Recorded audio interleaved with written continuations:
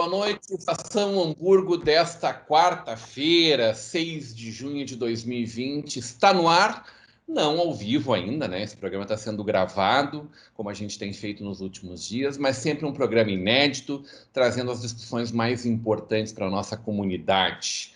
Direto pelo canal 14 da NET, para Novo Hamburgo, Campo Bom, Sapiranga, Estância Velha e para o mundo inteiro através da internet. Acompanhe a nossa Vale TV através dos aplicativos para Android, iOS, através do nosso site valetvplay.com. Está rolando a nossa live no YouTube, Facebook, Instagram. Você curtir, compartilhar, comentar. Comentários que, na medida do possível, vão estar sendo interagidos, não aqui ao vivo, né? Porque a gente está gravando esse programa de hoje, mas a gente retoma esse assunto no momento seguinte. O nosso Estação Hamburgo tem um oferecimento de Mercator, feiras e eventos, Tecnolar, Central de Alarme, Brau Móveis e Sebratel. Obrigado aos nossos apoiadores culturais. Nessa noite, um debate muito especial, evidentemente, nesse momento de crise, discutindo muito dos caminhos que a gente está seguindo, das dificuldades, do enfrentamento a essas dificuldades. E a gente teve a oportunidade de trazer hoje dois convidados muito especiais para falar também sobre o prisma do poder público, mas não do executivo, nem municipal, nem estadual, nem federal, mas do legislativo estadual, e também da parte da sociedade civil organizada, né, representando a nossa ACI de Novo Hamburgo, Campo Bom, Estância Velha, Marco Kirsch, e o nosso deputado Issur Kor, pessoas que, aliás, vêm integrando esse combate à crise, esse momento de muita dificuldade, através de uma série de ações que estão sendo realizadas. Uma delas é esse comitê de gestão de crise, comitê para enfrentamento da crise do coronavírus. E Issur que também vem acompanhando, o Marco também vem acompanhando o grupo de gestão de crise do nosso governo do Estado. Muito boa noite, senhores. Que bom poder contar com a sua presença hoje aqui. Issur Kor, boa noite, deputado. Muito boa noite, Rodrigo. Muito boa noite, meu amigo Marco Kirsch. Um prazer imenso, especialmente também para a nossa comunidade que nos acompanha pela Vale TV, levando notícias daqui, do povo daqui, notícias do Brasil aqui para a nossa região. Então, muito obrigado pela oportunidade de estar com vocês e vamos, sim, dialogar, debater e trazer mais informação para a população a respeito das medidas que vêm sendo tomadas, principalmente onde eu posso ser mais, digamos, mais claro a respeito do Parlamento Gaúcho e as medidas do que eu tenho algum acompanhamento, porque eu não recebo também todas as informações, mas das medidas adotadas pela Casa Civil. Deputado, uma legislatura bastante tensa, né? A gente sabe que o ano passado foi um ano de profundas discussões em termos do futuro do nosso Rio Grande do Sul, e o Parlamento Gaúcho fez bonito encarando essas discussões, votando naquilo que acreditava ser o melhor caminho para o nosso Estado. E este ano que poderia talvez ser um momento de pensar em novas políticas públicas, a gente tendo que enfrentar esse problema que, pelo jeito, veio para ficar bastante tempo nas nossas vidas, de uma forma ou de outra, né? Realmente, eu uso uma definição, e é muito comum conversar com o Marco, e ainda essa semana, né, Marco, conversamos sobre o momento do parlamento, e eu tenho já, digamos assim, Rodrigo, já estou meio calejado de pegar mandato com o rojão na mão, né?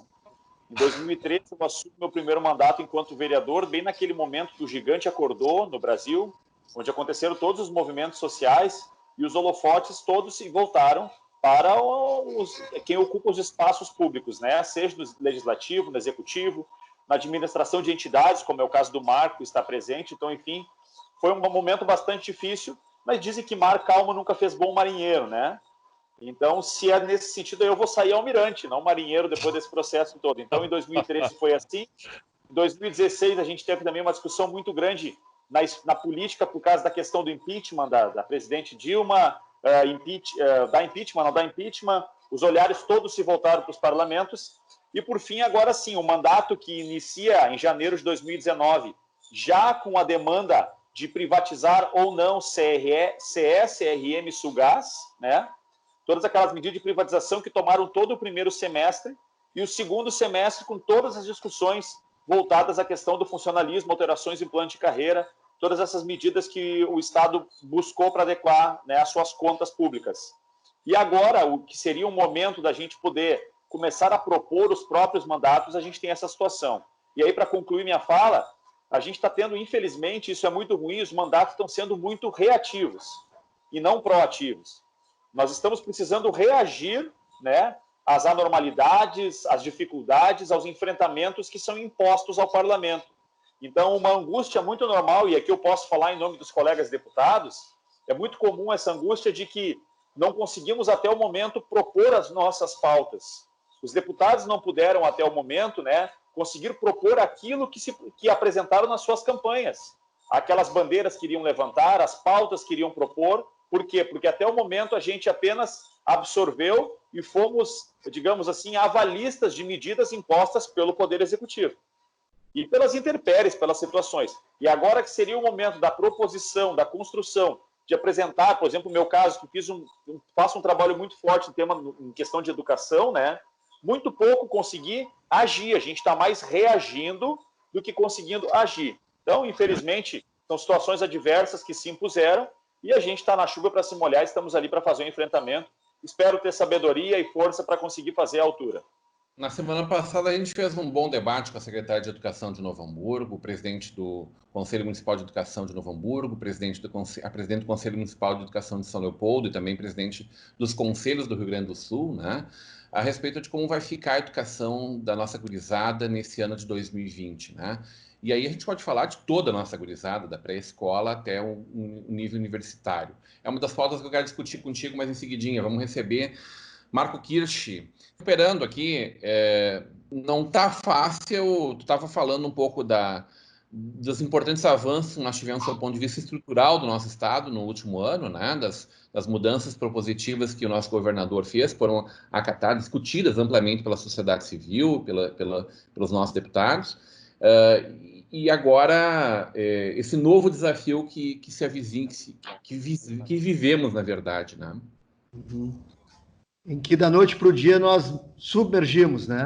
Que foi uma onda daquelas menos esperada, talvez mesmo com todo o aviso, do que o tsunami. A gente vê lá longe, mas muito longe, e de repente, de um domingo para uma segunda, tudo fechado, escolas, comércio, serviço, a indústria também sem muita orientação do que fazer. Então, a CI de imediato decidiu pela construção de um gabinete de gestão de crise, que foi o que nós mais entendimos premente, mais urgente naquele momento.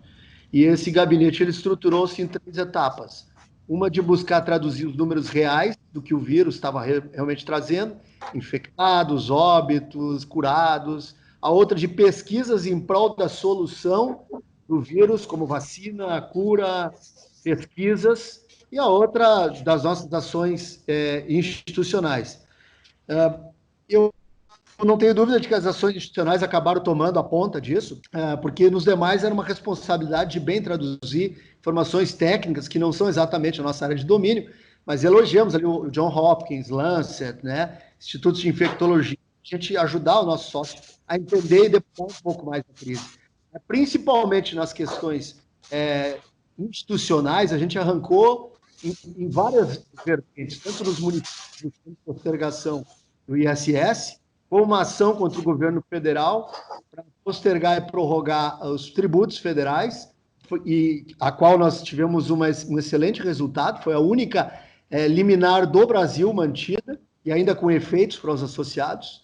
Ela estendeu-se a todos esses tributos federais, mais do que o governo concedeu, então por isso a gente não desistiu da ação, tanto importação como exportação, enfim, tributos geral.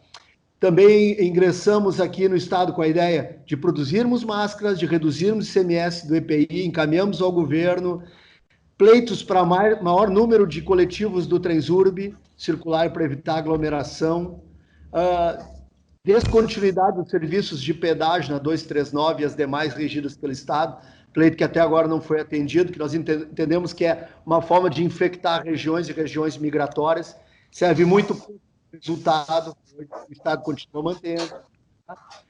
Tivemos toda uma interação com o associado que precisava de uma luz naquele momento, né? E sim, são mares bravios, Issur, e fazem bons marinheiros, com certeza, né? Eu acho que tomou um ponto tal essa discussão toda, e política também em paralelo, que é lamentável, né? E de forma que hoje a gente está discutindo muito pouco, falando agora de eleições, do que é que vai acontecer no município, ou em termos de eleições de vereadores. Hoje parece que a disputa está entre Bolsonaro e opositores, ministérios em Brasília e deputados, né? E parece que a eleição é esse ano para a área federal, que é literalmente uma inversão de calendário, né? Mas é assim que a política às vezes grita.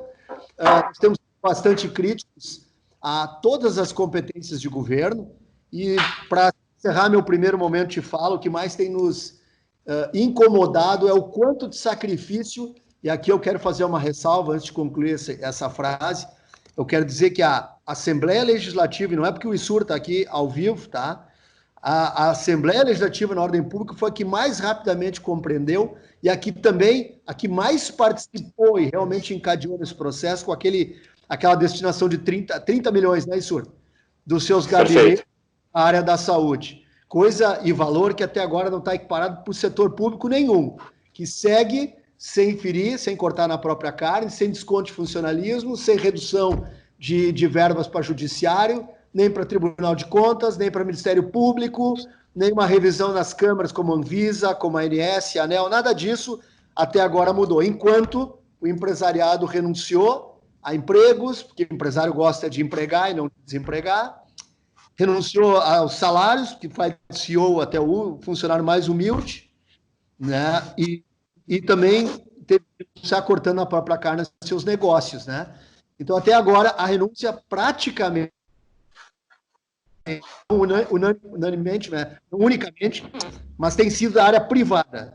Muito pouco o exemplo da área pública tem servido para a gente dizer que a gente anda igualitário na luta por uma melhora desse quadro todo. Então, por isso eu destaco a nossa Assembleia Legislativa, e só uma brincadeira aqui com o Rodrigo, mas é uma verdade, tá? Porque eu, como ouvinte de muitas rádios, percebo, o primeiro lado da imprensa que percebeu a dificuldade econômica dessa crise foi a imprensa esportiva. E isso vocês estão vendo que antes, inclusive, chama de clube pagar jogador que não tem mais salário, jogador interior para sobreviver, o da capital que não aceita acordo, a falta de perspectiva de um calendário para seguir com patrocinadores. Então, a imprensa esportiva, que nunca foi exatamente especialista na área de economia, foi a primeira a dar o sinal de que a crise não estava separada, não estava uma situação conversa, mas que as duas coisas se conversavam. É isso. Ô Marco, eu quero recuperar depois contigo essa questão, tu falaste do ICMS, falaste das praças de pedágio, né? Se discute muito, se provoca muito em torno do IPVA, quero também botar o deputado ISUR aí nessa roubada aí, que ele possa falar se tem alguma coisa nesse sentido, mas eu quero falar de pronto de como está o emprego, né, Marco? Que eu acho que é o que mais preocupa todos nós. A gente sabe que a vocação da nossa região ela é muito exportadora, né? E aí, de repente, o mundo inteiro para, né? E são dezenas de milhares de postos de trabalho só no calçado, Brasil afora, Rio Grande do Sul, segundo estado que mais desemprega. Eu não sei se vocês têm dados mais aproximados do CAGED, a gente sabe que o CAGED desde janeiro não anda funcionando direito, né? Como está esse saldo aí de empregos e desempregos, como está o ânimo dessa indústria, do nosso empresariado, da maior empresa, aquela que gera milhares de empregos, até aquela que está gerando menos empregos. Sabendo que a gente não tem uma perspectiva real das coisas voltarem para uma normalidade, ou nem que seja uma nova normalidade realmente, né? Porque aí depende do querer consumir também para que as coisas se reabilitem, né? O que vocês estão enxergando, sem querer fazer um exercício de futurologia aqui, mas olhando para o mundo real, assim, o que vocês vêm conversando, ouvindo, discutindo nesse sentido, Marco?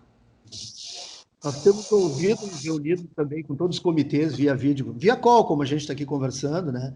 Aqui na CI, por exemplo, a gente renunciou a 25% do salário por 3 meses, tivemos, infelizmente, inclusive, alguns desligamentos muito dolorosos, mas, como eu dizia, cortamos na carne. Os setores do calçado, eles são movidos, como nós três, e aos ouvintes, que também pode ser econômica, mas tem a depressão psicológica. E até a semana passada, na quinta passada, nós tínhamos 8 mil desempregados só no Rio Grande do Sul, o que é um número pavoroso. Tá? Na pior depressão, em 2005, foi quando houve a grande onda da China, nós perdemos 15 mil trabalhadores. Nós já chegamos rapidamente em 8, assim, num ano que vinha numa ascendente. Então, é o inverso do que estava acontecendo, de repente, somos pegos assim, dessa forma. O fato da abertura para o comércio do Dia das Mães, eu quero crer que tem menos a ver até com números do que muito mais uma inspiração para todo o setor, né? Porque é uma das grandes datas do ano e nós não tínhamos até agora um cenário de abertura. Hoje, de ontem para hoje, a gente sabe que vai poder abrir finalmente as lojas. Mas o cenário, desde o primeiro momento que a CEI teve preocupação, era da manutenção de empregos. Então, assim, as soluções que o governo federal tem apresentado merecem nossos aplausos. Os R$600 para aquele que não tem outro ganho, não tem hoje nem aquele que está na informalidade poder ir para a rua, foi ótimo. Essa situação de poder o governo ajudar para a gente garantir o emprego, reduzir o salário, foi rápido. Foi bem mais rápido do que algumas críticas que está se escutando, porque isso aí envolve verdadeiros patrimônios da área pública, do Tesouro, né? E com certa celeridade chegou para a ponta, e muitas das empresas hoje estão mantendo em cima disso. Agora, nós temos uma esperança de retomada de... É muito difícil falar de forma genérica, tá, Issur e Rodrigo, mas por tudo que tem curado, nós estamos buscando com um panorama aí, para daqui a 2 meses recuperarmos 60% que foi o ano passado, paulatinamente chegarmos para o ano que vem, lá por fevereiro, e alcançarmos 100% do outro ano. Essa é uma das perspectivas do setor calçadista, tá? Não envolve máquina, é muito diferente para brinquedos, eu imagino. O que eu tenho escutado de empresários, e aí médios para grande, tá? Bastante, é essa retomada paulatina a partir daqui a 2, 3 meses, e aí a partir de fevereiro, que sai os nossos 100% sobre fevereiro do outro ano, né? do ano agora. Mas essas são, assim, ó, bolas mágicas que a gente está fazendo uso aí. Esse é um cenário positivo, pessimista, otimista, intermediário, Marco, mais ou menos assim, para a gente ter uma noção. Intermediário para otimista, porque a gente ainda não tem a noção exata de quando termina a pandemia. Eu sofro por ser otimista, vocês dois me conhecem, a gente vem acompanhando muito a questão do Remdesivir, e acho que está sendo sublimado a descoberta e autorização pelo FDA nos Estados Unidos do Remdesivir.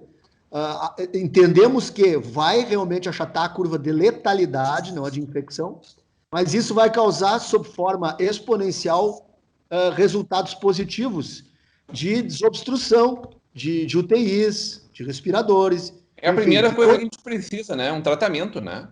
E é isso, por isso a gente logo de plano colocou no gabinete de gestão da crise a ideia da cura, da vacina, porque é muito pior tu caminhares num terreno escuro e pantanoso sem enxergar coisa alguma lá na frente, nem que seja a média distância, né? Isso realmente é um elemento que é um verdadeiro fermento no medo de todos, né? A gente precisa ter algo para enxergar. E essa autorização da FDA, num projeto desenvolvido por um gaúcho de Bagé, doutor André Calil, a quem eu venho acompanhando há cerca de 50, 60 dias, através de um amigo em comum, tá? É um alento porque ele não só chega numa autorização, como ele chega na semana em que ele tinha nos dito que ia chegar. E acredito eu não, há 50 dias atrás ele disse, na semana tal eu vou chegar, deve estar autorizando ou pronto para autorizar os nossos testes de dosagem do Remdesivir. Você sabe, não a cura total, mas realmente retira muitos dias do tratamento e muita gente também da área da UTI. O deputado Issur tem dentro das suas bandeiras e um protagonismo muito grande, né, Issur, em torno da questão calçadista, né? A Frente Parlamentar em Defesa do Calçado, ela é a melhor simbologia disso, né? A materialização desse teu combate.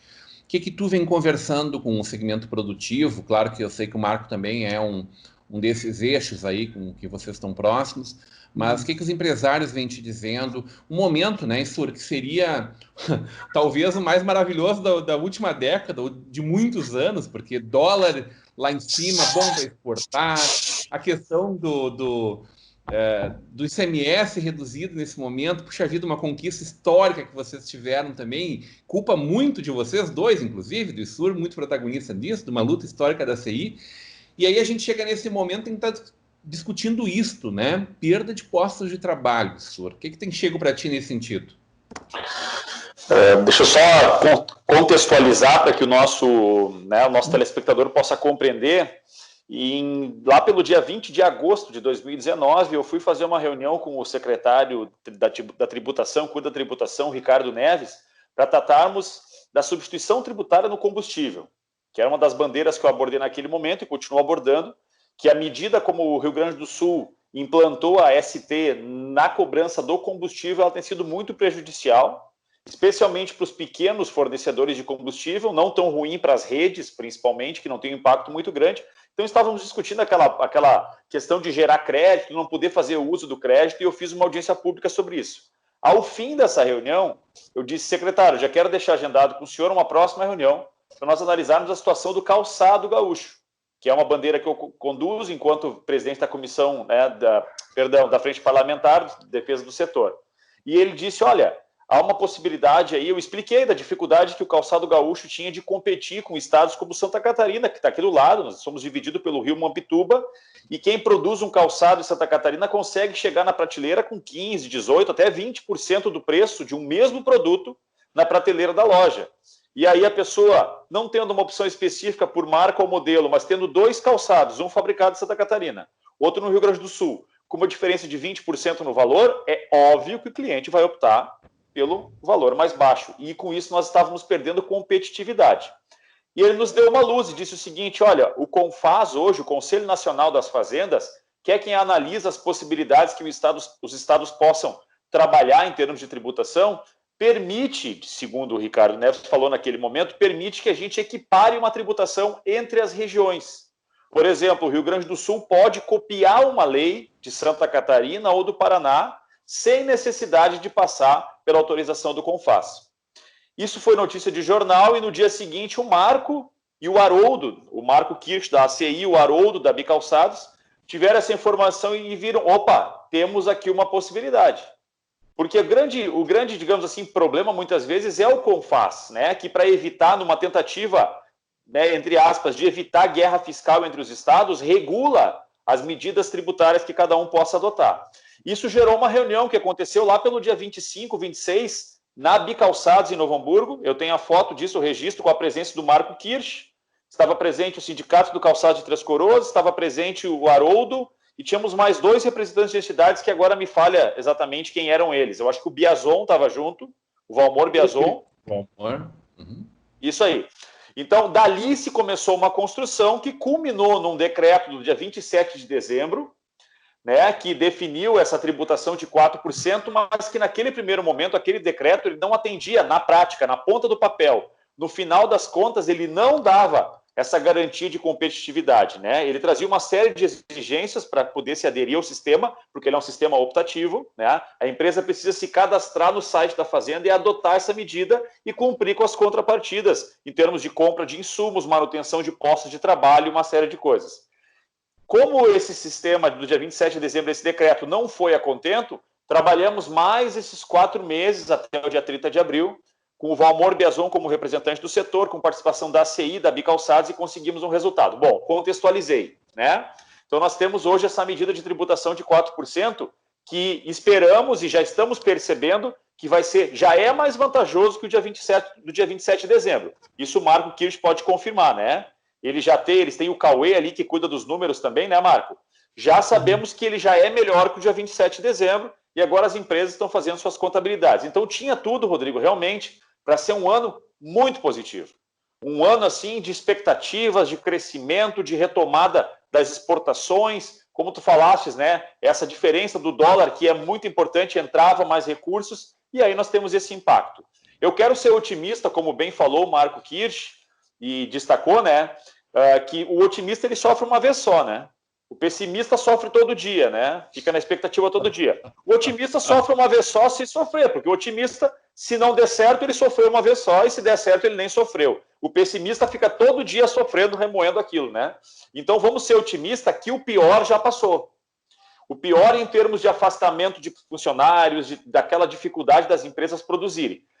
Isso eu estou falando da produção em si, não da venda do produto, que isso também é muito importante. Não adianta a fábrica poder produzir, poder colocar os funcionários lá dentro, né, ter esse cuidado todo de EPIs, de manutenção, e não ter onde vender esse produto.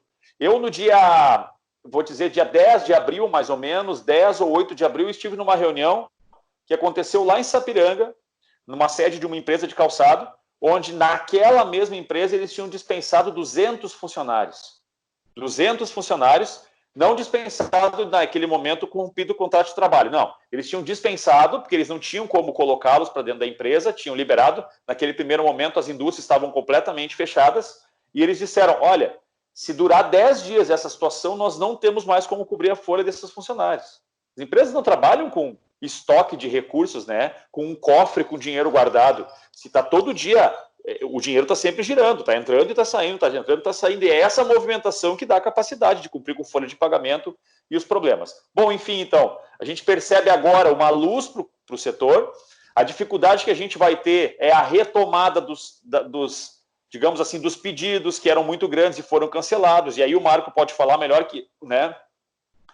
Os pedidos que já haviam, que foram cancelados. Então, isso é o mais difícil agora, a retomada. Mas eu quero ser otimista e entender que o pior para o setor coleiro calçadista já passou.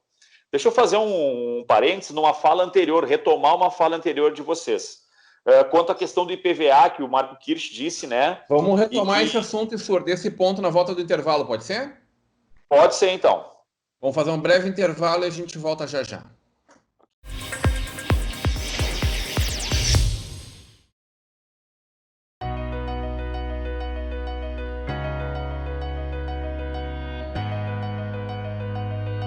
Falando um pouco dos 30 anos da Forrotec, uma empresa que se estabeleceu no mercado setor calçadista de componentes em Novo Hamburgo e vem nesse tempo todo desenvolvendo produtos de alta performance, de qualidade para o setor calçadista, moveleiro e artefatos.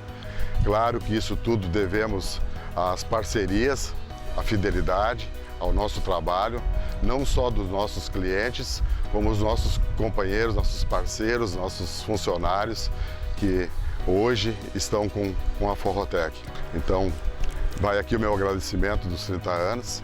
É uma luta constante e que seguimos nesse caminho, nesse projeto que a gente levantou nesses anos todos aí.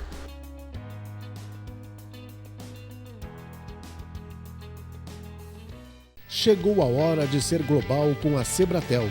Internet rápida, segura, links de peso dedicados, data center e muito mais. Na Sebratel, contamos com uma equipe qualificada para atendimento exclusivo e suporte local e na busca de soluções para as mais diversas necessidades. Contamos com uma rede de empresas parceiras por todo o Rio Grande do Sul. Assine Sebratel e viva o sucesso do seu negócio.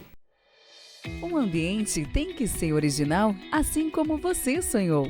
Por isso, a Brown Móveis possui padrões, medidas e acabamentos que materializam cada detalhe que você projetou para o office, executivo ou residencial. Nosso objetivo é entregar móveis como você sonhou. Brown Móveis Campo Bom, Rua Jorge Coque, 125, no centro de Campo Bom. Fone 3597-1465. Está com dificuldades de consolidar o seu negócio? Custo tributário elevado, processos trabalhistas, falta de informações contábeis, custeio, entre outros problemas? Poder contar com profissionais especializados pode não só evitar inúmeros problemas, como também ampliar a sua lucratividade.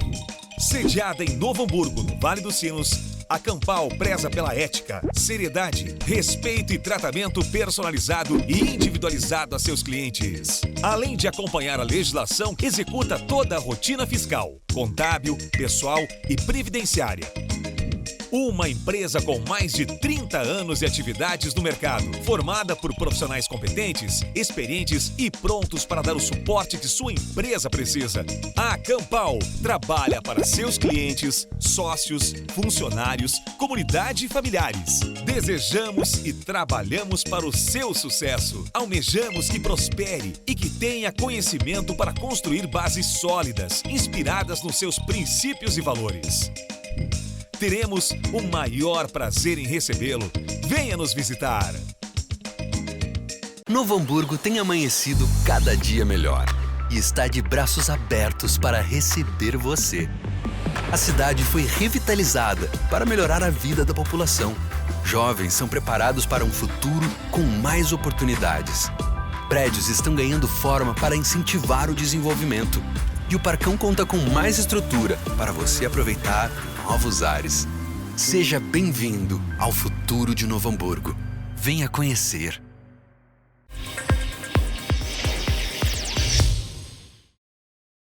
De volta ao nosso Estação Hamburgo nesta quarta-feira, 6 de maio de 2020. Estamos direto para o nosso canal 14 com dois convidados muito especiais discutindo a corona crise, né? Tudo que a gente vem de uma economia, os dois participantes bem lembraram, de entusiasmo no final do ano. Acho que ambos estivemos conferindo o que foi o sucesso da 40 graus em novembro em Gramado, né? Os três estivemos lá. Pois acho que o Marcos esteve em São Paulo vendo a Coromoda também, não sei se o Sul esteve na Coromoda em janeiro, mas um clima de entusiasmo, de boas vendas, de resultados positivos, de muita exportação, de consumo interno crescente, como foi o nosso Natal nesse ano. Como diria o Canísio, né, nesse ano que passou, né, esse ano ainda não teve Natal. Evidentemente, a gente está muito preocupado com o que ainda tem pela frente, né? A gente sabe que tudo está freado.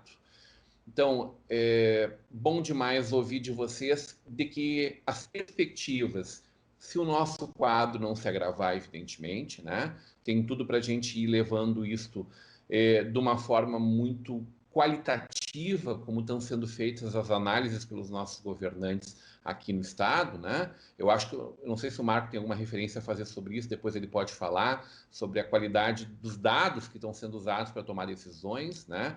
Aquela discussão, qual é a hora de liberar, trancamos cedo. Bom, se trancamos cedo, a gente hoje tem os menores níveis da doença em âmbito de Brasil, né? Mas, Issur, ainda dentro desses reflexos, no primeiro bloco a gente falava um pouco sobre algumas questões do governo do Estado, né? Evidentemente, tu não tem procuração para falar em nome do governador aqui, mas em vários momentos defendeu o Rio Grande nessas discussões, né? A gente não tem nenhuma dúvida das dificuldades homéricas que o Estado enfrenta para cumprir suas obrigações. É pauta constante das nossas falas, né? Tanto contigo, Issur, quanto com o Marco, sempre a gente acaba retomando a falta de capacidade de investimento do Estado do Rio Grande do Sul, a dificuldade de cumprir com as suas obrigações, o quanto o Estado gasta em coisas que talvez já não devia estar gastando há muito tempo, a burocracia da máquina pública, enfim.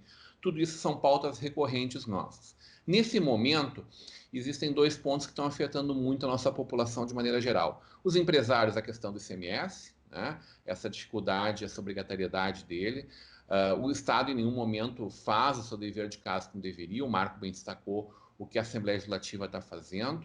E, por outro lado, né, Issur e Marco, a cobrança do IPVA, né, que venceu agora em abril. Teoricamente, as pessoas que não conseguiram pagar seu IPVA estão hoje em débito, né, estão hoje inadimplentes com a sua responsabilidade estatal, né?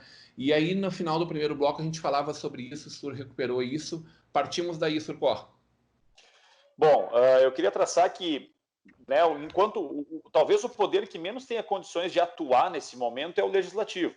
Né? E eu tenho compreensão disso, porque, afinal de contas, a chave do cofre está com o executivo e a caneta do homem da capa preta, como se diz, está com o judiciário. Né? Então, nós, quanto legislativo, nosso grande papel tem sido de intermediação e de buscar o diálogo e de abrir portas para entidades, para setores. Então, muitas vezes eu tenho servido muito mais como veículo de acesso a entidades, ao poder público, do que como, digamos assim, solucionador de problemas. Vamos usar esse termo, solucionador, se é que ele existe, né?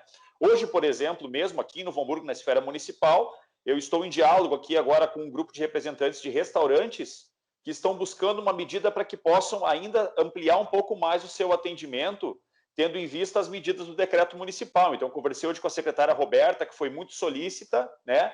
E esse grupo de empresários está construindo, vai apresentar um plano estratégico de atuação com toda a segurança e a saúde para que evitem mais dispensa de profissionais, né? E que possa, de alguma maneira, a queda deles foi cerca de 70% a 80% do movimento nos restaurantes, né? Não podem mais abrir as portas após as 17 horas, né? Então, eles entendem que não vão retomar 100% disso, até porque as pessoas estão receosas de sair das suas casas, com razão, mas eles querem poder retomar um pouco mais para não ter que demitir mais pessoas. Então, e o que está sendo o meu papel nesse momento? Intermediar essas relações, né? Aproveitar ou, digamos, fazer uso de uma porta que se abre quando se tem um mandato na Assembleia Legislativa ou numa Câmara de Vereadores, para a gente possibilitar o encontro dessas pessoas e que eles consigam, o gestor e o empresário, encontrar um meio termo que solucione. Bom, a Assembleia, e nessa medida, por exemplo, e sugestões, né? Eu, no dia 31 de março, eu protocolei um ofício junto à Casa Civil, solicitando ao governo do Estado 2 medidas urgentes: a postergação, o adiamento do vencimento do IPVA, no mínimo até o final do mês de setembro, né? E a não cobrança do pedágio, está aqui o ofício, até vou botar ele aqui na frente, aqui está no celular, dia 31 de março, e a não cobrança do IPVA, perdão, do pedágio nas rodovias, né, de concessão da EGR, da Empresa Gaúcha de Rodovias. Infelizmente, e reforçando um pedido que a ACI já havia manifestado. Infelizmente, não tivemos retorno nesse sentido. A gente compreende, nem sempre concorda, mas compreende a justificativa do Estado de que a queda de arrecadação tem sido muito grande, né, e que isso ia agravar ainda mais a situação. Mas, no meu entendimento, seria justo que aqueles que estão atuando nas estradas para garantir o fornecimento de produtos de primeira necessidade, de alimentos, de produtos de limpeza, enfim, quem está fazendo frete, frotas por aí de caminhão, teria esse direito, entre aspas, de não ser pedagiado nesse momento, mas, infelizmente, não fomos atendidos. Então, o nosso papel, como eu disse, enquanto parlamento, está sendo intermediar e buscar soluções de recursos financeiros que, em outros momentos, estariam parados, entre aspas, nos cofres do Poder Legislativo, transferindo para o Poder Executivo. E já vou concluir dizendo quais são essas 2 medidas. A primeira foi um contingenciamento que a gente fez das verbas de gabinete, né? Cada deputado estadual tem um recurso à disposição para utilização em combustível, em diárias, em aquisição de materiais de escritório, por exemplo, para a manutenção dos gabinetes. Então, nós contingenciamos 70% desse recurso. Eu confesso que eu não fui afetado porque eu nunca utilizei 30% desse recurso, muito menos 70% dele, então nunca fiz uso desse artifício, né? Então, eu não tive impacto nesse sentido. Pelo contrário, eu acho que a gente pode, depois desse processo, manter isso desse jeito. Manter, porque é um recurso a mais que fica para os gastos do Estado do Rio Grande do Sul. E a outra medida foi, que estamos buscando, é a frente parlamentar, da qual eu sou membro, sou co-signatário, co-criador dela, que é a Frente Parlamentar de Combate aos Privilégios. Nessa frente, a gente discute tudo aquilo que a política de hoje em dia não permite mais. Tudo aquilo que é visto como um privilégio, como uma regalia, como um penduricalho, e ali nós temos N questões que envolvem o Poder Judiciário, Ministério Público, Tribunal de Contas, nós temos uma lista de medidas ali que a gente poderia extinguir, né? E, inclusive, o Parlamento. Parlamento esse que eu faço parte, que no ano passado nós extinguimos o auxílio terno e extinguimos a aposentadoria especial dos deputados, por unanimidade, né? Então, já antes mesmo do Covid, tomamos essa iniciativa. E a próxima medida agora que está sendo discutida na frente parlamentar é a própria redução dos salários nesse período, que é um passo que a Assembleia Legislativa de São Paulo já deu, que nós estamos discutindo a possibilidade na Assembleia, porque também não adianta a gente fazer essa medida somente para o salário dos deputados. Seria muito, digamos assim, daria um exemplo muito bonito, mas ao final de 3 meses, daria em torno de R$1 milhão de economia. 1 milhão com M, né, de reais de economia. A gente quer justamente atingir todos os supersalários. Então, a gente está tentando construir uma medida que atinja todos os supersalários do Estado. E aí nós estamos falando de supersalários de 50 mil, de 60 mil, de 70 mil, né? Hoje, por exemplo, uma situação que está inadmissível é digamos assim, os fiscais do Tribunal de Contas, né? Eles recebem participação nos lucros do Estado. Para teres uma ideia, hoje, mais ou menos, a folha de pagamento média de um agente do Tesouro é de 35 a 40 mil reais, né? Quando o salário dele é 12. O salário mesmo é 12. Mas aí se soma triênios, quinquênios e decênios e isso e aquilo, e o adicional de produtividade, que na verdade é a participação nos lucros. Para que o cidadão entenda, toda vez que o Estado aumenta a arrecadação, uma parte desse aumento de arrecadação é dividido entre os técnicos do Tesouro. O que dá mais ou menos, deu no mês de janeiro, em torno de 13 mil reais a mais para cada um. E agora o detalhe, o aposentado recebe esses 13 mil reais, mesmo estando inativo, e a viúva do aposentado recebe esses 13 mil reais de produtividade. Então, vejam bem, pensa numa empresa média ou de pequeno porte, O que essa empresa precisa produzir para conseguir gerar 13 mil reais de ICMS no mês? E, em vez disso tornar serviço público, isso se torna, como eu disse, um complemento de renda não só para o ativo, que já seria duvidoso, né? O que adianta a gente aumentar a arrecadação e ter que pagar a participação do técnico do Tesouro que fez o papel dele, né? Então, temos ainda o aposentado recebendo e a viúva ou a pensionista do aposentado recebendo isso também. A gente botar esse valor no papel. Um percentual, Essor? Perdão? Vocês vêm discutindo um percentual que poderia ser esse 30%. 30%. Né? Durante quanto tempo é a ideia? No mínimo 90 dias, mas há quem discuta enquanto durar o decreto de pandemia, né? Então nós ficaríamos alinhados com, digamos assim, com as medidas da pandemia. Então, encerrado o período de pandemia, o período de calamidade pública, né? O governo pode retirar e retoma tudo normal. O que a gente está tentando amarrar? Fazer uma coisa bem feita para evitar que a gente tome essa medida e, após a retomada, vire ações judiciais, onde quem tem a caneta possa entrar com ações judiciais e retomar esse dinheiro com juros e correções monetárias. Daí não dá, Vou dar um exemplo, tá? Para vocês verem como não é difícil isso acontecer. O Parlamento Gaúcho congelou o orçamento dos deputados, do salário dos deputados, desde 2016 está congelado. Não há aumento, não há reajuste, né? Mesmo que haja do funcionalismo, que também não está acontecendo, não há reajuste. O Poder Judiciário se autoconcedeu um reajuste de 16% no ano passado. Quando os índices inflacionários eram 3,8%, 4,1% no máximo, 3,5%. E a lei é muito clara, né? Quem vota reajuste de salário é Poder Legislativo, os poderes encaminham os projetos, mas quem vota, quem delibera é Poder Legislativo e sempre baseado no índice oficial federal, INPC, IPCA ou uma soma e uma construção desses resultados. Então, só para concluir, eles se auto-reajustaram em 16,32%, nós entramos com a ação na Justiça, a Assembleia Legislativa, e a ação caiu na Justiça, e esse reajuste de 16 ponto alguma coisa em cima de salários de 15 mil, de 18 mil, de 25 mil, de 35, de 60 mil, está lá acontecendo. É bom, deputado, a gente poder ter bons deputados que não tenham problema em discutir esse assunto, né? Porque a gente sabe que depois eles pegam no pé, tem deputado que não pode fazer isso, né? Depois pega no pé e estão fritos. Principalmente quem já foi prefeito, quem já passou por administração municipal, Tribunal de Contas pega, né? Mas são questões que a gente precisa colocar a público, porque o Estado não permite mais. A situação pública não permite mais, como eu disse. Se a gente pensar o número de técnicos fazendários aposentados e viúvas e pensionistas, como eu disse, imagina cada empresa de pequeno e médio porte que tem que produzir para gerar 13 mil reais de ICMS que vai parar na conta de uma pessoa como um brinde. Então, realmente é inadmissível. Essa frente discute isso, inclusive cortando na própria carne. Nossa primeira iniciativa foi cortar na própria carne da Assembleia Legislativa, na redução dos nossos custos da máquina. Aliás, a Assembleia, historicamente, no ano de 2019, foi a maior economia da história da Assembleia Legislativa. Essa mudança de deputados, essa chegada de 50% de novos deputados na casa, que vieram com novas práticas e que vieram sem, talvez, as manias de alguns antigos que estavam lá, já por natureza deu a maior redução da história. Imagina, isso aconteceu ao natural. Imagina se a gente fizer esforço. Dá para se economizar muito mais o dinheiro do gaúcho. Ô Marco, alinhado com essas ideias? Totalmente, e assim, tem até alguns exemplos que a gente já vem há tempo nessa mesma linha, até nos mesmos instituições batendo, a gente até passa por bastante antipático com elas, né?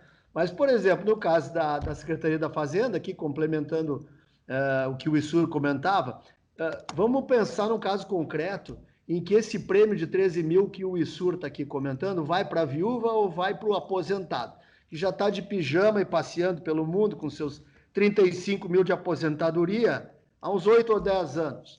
Aí ele entra com os 13 mil de prêmio esse mês. Aquele que teve a multa ou a infração, enfim, isso entrou com os 13, ele discute judicialmente e, eventualmente, vem a vencer essa discussão judicial.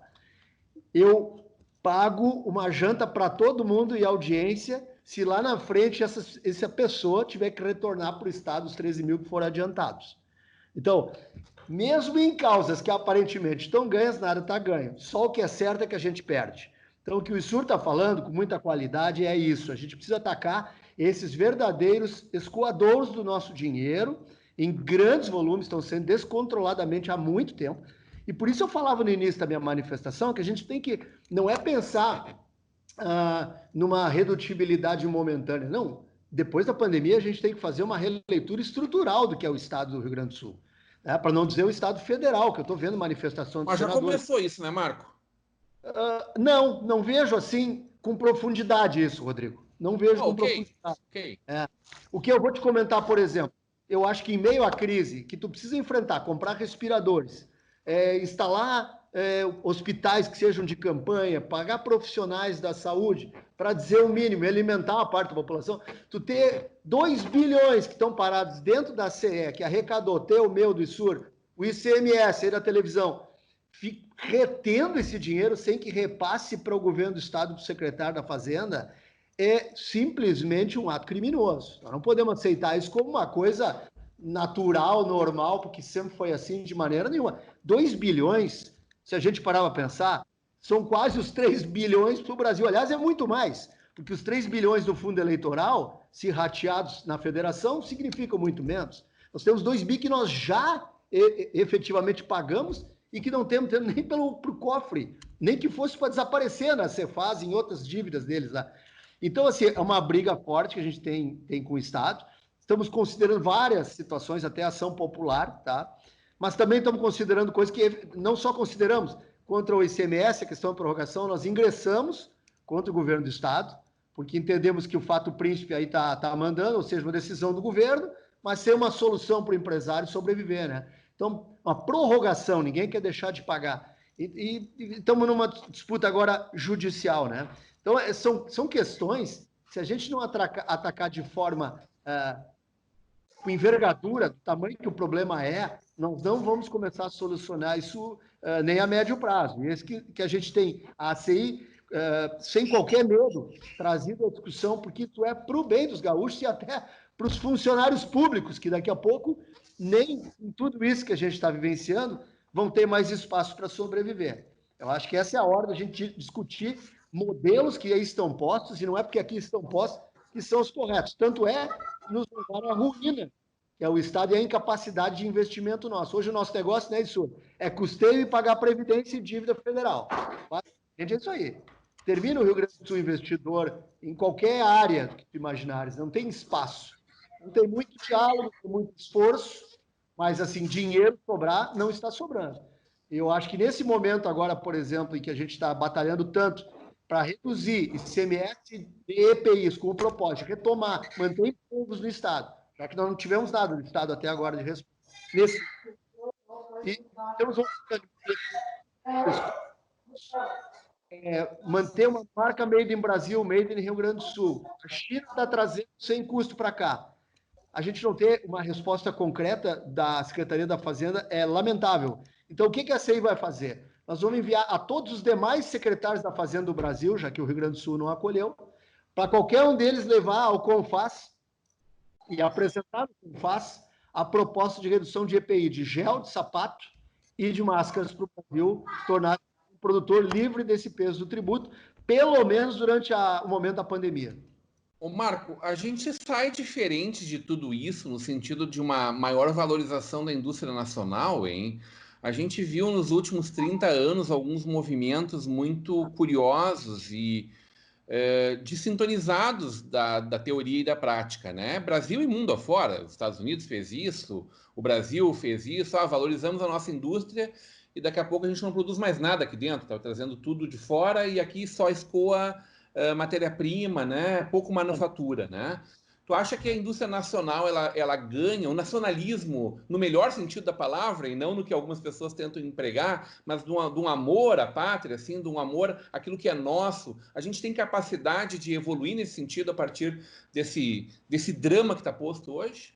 Eu acho que é um abalo sísmico para cada um, né? Essa situação. Pela primeira vez, as pessoas estão se questionando sobre essa relação que eu vejo como uma relação muito distorcida com a China, né? Porque, na verdade, o que acontece? A gente sabe que um sapato chinês dentro da China custa 7 vezes mais do que ele entra no Brasil.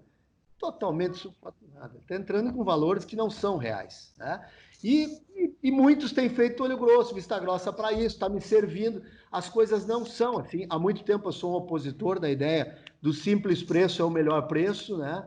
Porque a gente paga, e está pagando agora, por várias razões, né? Dessa dependência chinesa, não só do consumo, mas dessa supremacia, muitas vezes, que a gente tem que se submeter até da coisa que esses dias atrás ainda vi, né? Nos exportaram o vírus e a gente agora está importando também as muletas e os EPIs deles, né? Essa dependência para qualquer país e qualquer nacionalidade, ela é muito ruim. E eu entendo quando tu queres falar, Rodrigo, eu sou um apoiador, assim, ó, muito firme, realmente sou uma pessoa crédula nisso, de brasilidade, de que nacionalismo vale a pena, sem deixar de ir para essa ou aquela ideologia ou partido. Claro. Eu acho que o verde e amarelo é nosso, tá? E a gente tem que reconhecer em si as próprias forças. Por isso, o nosso máquinas de produção, trabalho e evoluir daqui, apostando, comprando do comércio de bairro, senso de coletividade mais aguçado, tá? Senso de solidariedade também um com o outro, e até relação empregador e empregado mudar. Tá? Se as pessoas vão mudar, eu realmente não sei. Fico um pouco cético quanto a isso, mas isso não é importante na nossa discussão agora, porque isso é para filósofos que podem discutirem. Na área do negócio, eu creio que sim, houve um abalo muito importante, muito importante. Se há algo que podemos tirar daí, dentre as lições, é esse abalo. Eu acho que está havendo, pelo menos, uma profunda reflexão do papel que hoje a China ocupa no nosso mercado e nos nossos negócios. Amém.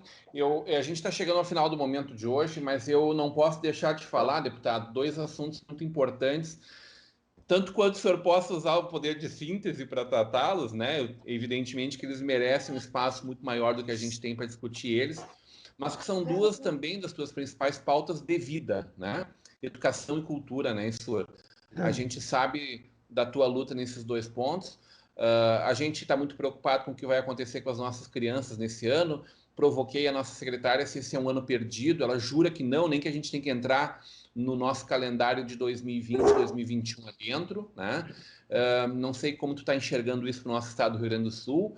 Depois, como tu está enxergando esse importante setor da nossa indústria nacional, que é a indústria criativa, né? Que gera bilhões e bilhões de reais todos os anos e que envolve aqui no Rio Grande do Sul artistas de todas as montas, né? A gente tem muita gente que está conseguindo produzir, mas não necessariamente fazendo dinheiro com isso, né, Sur? E aí como fica essa vida, né? A gente sabe que essa é uma pauta tua constante e que tu também está trabalhando ela nesse momento mais difícil, né? É possível a gente falar sobre isso em alguns poucos minutos, Sur? Vou tentar sintetizar. Só voltar ali na fala do Marco, como é importante as pessoas terem solidariedade nesse momento. Infelizmente, o momento, eu não tenho percebido, infelizmente, na política, essa solidariedade. Digo no que sentido? Toda vez que a gente toma uma ação, e eu já vou entrar na parte da indústria criativa, vou finalizar com a educação. Ontem, por exemplo, estive na Câmara de Vereadores de Sapiranga, esse programa está sendo transmitido na quarta-feira, né?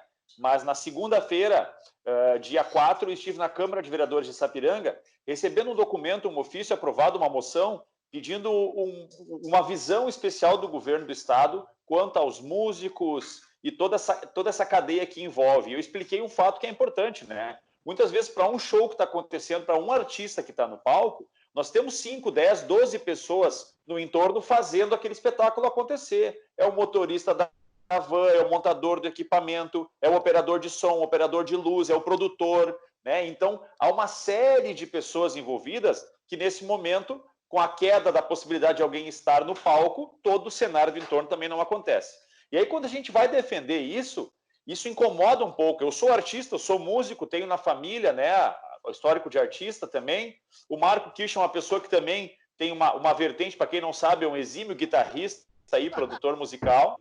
Então, também tem isso. E quando a gente fala, e eu publico na minha rede social, por exemplo, que eu fui buscar algo pelos músicos, uma enxurrada de crítica de pessoas criticando que fazer o que pelos músicos? Eles que se viram têm que fazer alguma coisa pelo autônomo, alguma coisa pelo motorista do caminhão, pelo motorista do ônibus. E a gente tenta fazer de todos. E muitas vezes a pessoa que leu aquela notícia ali não leu a notícia de um dia antes, onde tu estava justamente buscando uma medida para aquilo que ele achava interessante. Mas para concluir, a importância das pessoas terem essa digamos assim, solidariedade, é que entender que o sistema ele funciona num todo. Se eu conseguir garantir, buscar uma linha de crédito, e uma das primeiras medidas que a gente foi para os pequenos e médios empreendedores, restaurantes, casas noturnas, bares, estabelecimentos, esses lugares pagam o salário e o sustento de garçons, de cozinheiros, de seguranças, do Uber que vai fazer a corrida, do taxista que vai fazer a corrida. Então, muitas vezes, eu conseguindo que o dono de um estabelecimento possa pagar o salário do seu funcionário, esse salário vai servir para que essa pessoa possa ir no mercadinho do bairro comprar, possa ir no cabeleireiro cortar o cabelo, possa mandar lavar o carro ou comprar um pneu no borracheiro, e assim o sistema vai funcionar. Então, essa solidariedade que as pessoas têm que ter. E quando a gente está auxiliando um setor, esse setor vai retroalimentar os outros setores. Então, as pessoas buscam uma obviedade, a ponto de ser engraçado quando tu vai fazer uma chamada assim, ó, estou buscando medidas para os pequenos, os médios, empreendedores, o borracheiro, o cabeleireiro, o dentista, o lavador de carro, porque se não jogar essa obviedade, infelizmente as pessoas não conseguem compreender a cadeia, o sistema. Então, para a cadeia produtiva, né, tá muito o impacto, eles foram os primeiros a sentir o impacto da cadeia criativa, perdão. Por quê? Porque no Brasil, infelizmente, cultura, investir em arte é o supérfluo. É o que me sobra do salário, né? A prioridade das pessoas não está na aula de música do filho, não está em ir ao teatro, em ir ao cinema. Isso é natural. Então, a primeira coisa que a gente corta numa situação de crise são aquilo que é entendido supérfluo. E com isso, as casas noturnas, estabelecimentos, os músicos, o turismo também foi muito impactado, né? E o pior para esses setores, Rodrigo, é que não vai chegar um momento onde uma prefeita ou um governo de estado vai dizer podem voltar, e que as pessoas vão revoltar para as casas noturnas, vão voltar a viajar. Não. Esse medo das pessoas, essa angústia vai ser duradouro ainda, ele vai trazer efeitos pós-pandemia. Eu acredito que a retomada completa, eu, por exemplo, como músico, eu tinha 5 shows agendados no mês de maio e tive todos eles cancelados. 2 em estabelecimentos pubs e 3 eram formaturas. 2 eram formatura e 1 era uma festa de aniversário. As pessoas vão demorar para fazer festas de aniversário e que dirá contratar um artista para uma festa de aniversário. Então, esse processo ele é bastante longo. Estamos buscando caminhos e, infelizmente, agora, isso deflagrou a situação que nós temos, que nós não temos organização nesse sentido. Quando eu fui buscar junto ao governo do estado quem eram os músicos, quem eram as bandas, enfim, que o estado reconhecia como CNPJ, enfim, que dão nota fiscal, tudo, isso não existe. Esse sistema não existe.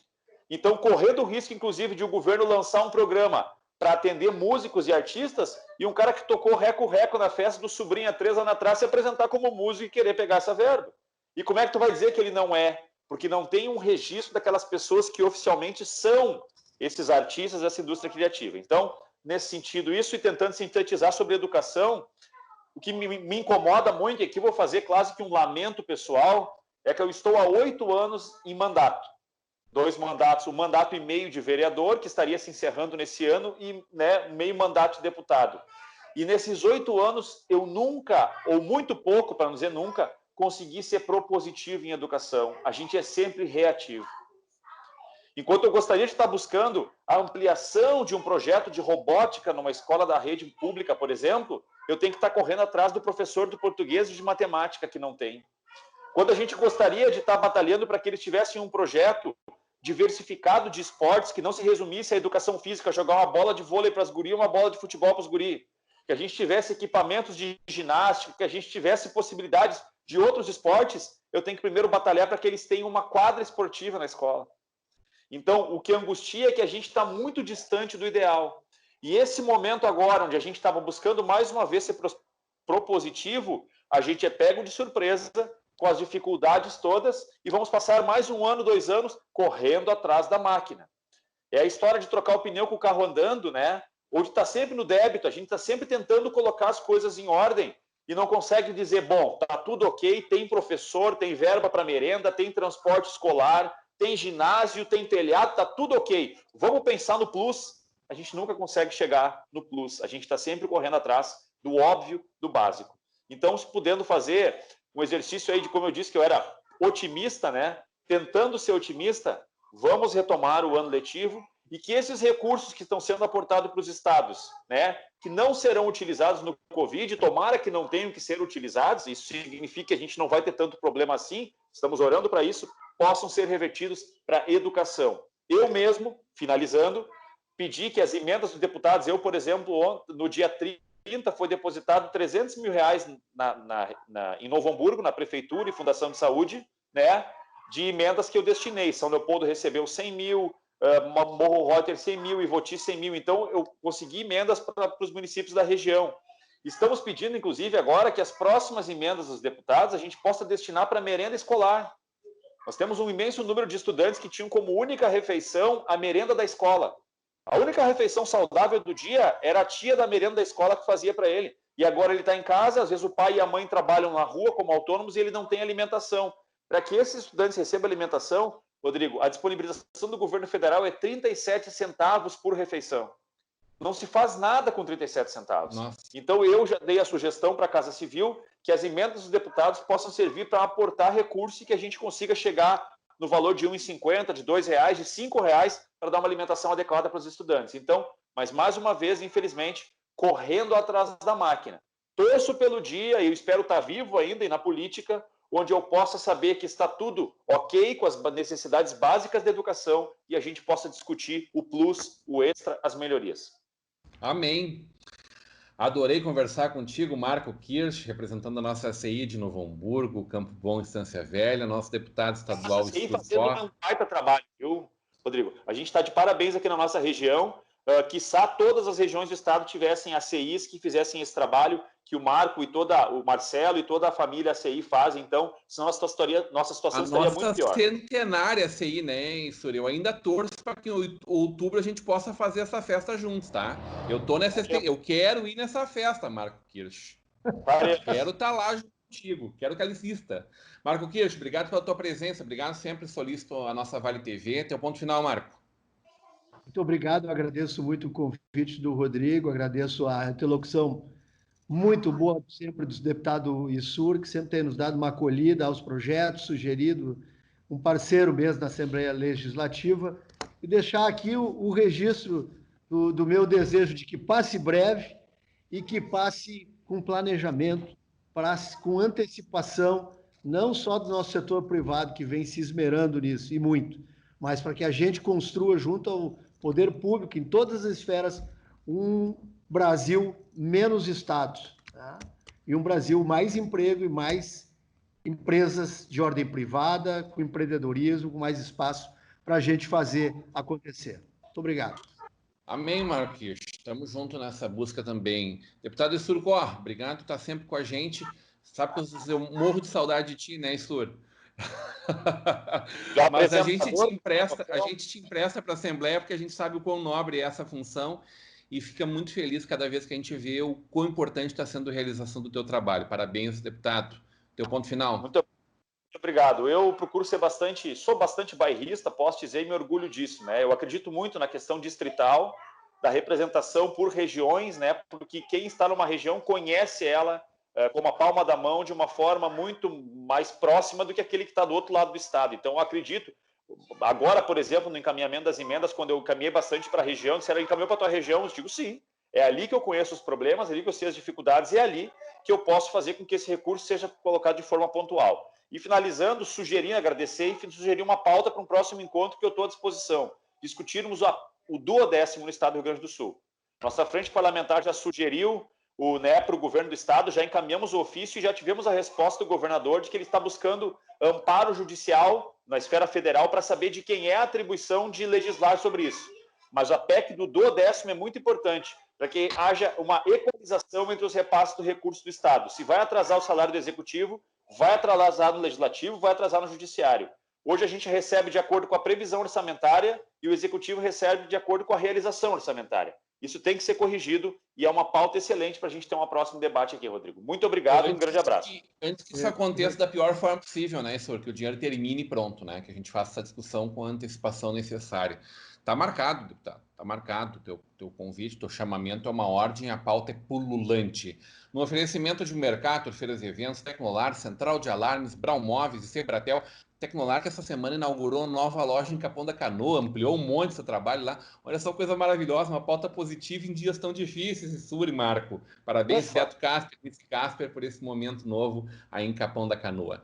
Agradecendo demais essa dupla maravilhosa, mas sobretudo o carinho da audiência do nosso telespectador. A gente fica por aqui, voltamos amanhã, a partir das 21 horas, não ao vivo ainda, mas com um programa inédito com vocês. Até lá. Obrigado. Muito obrigado.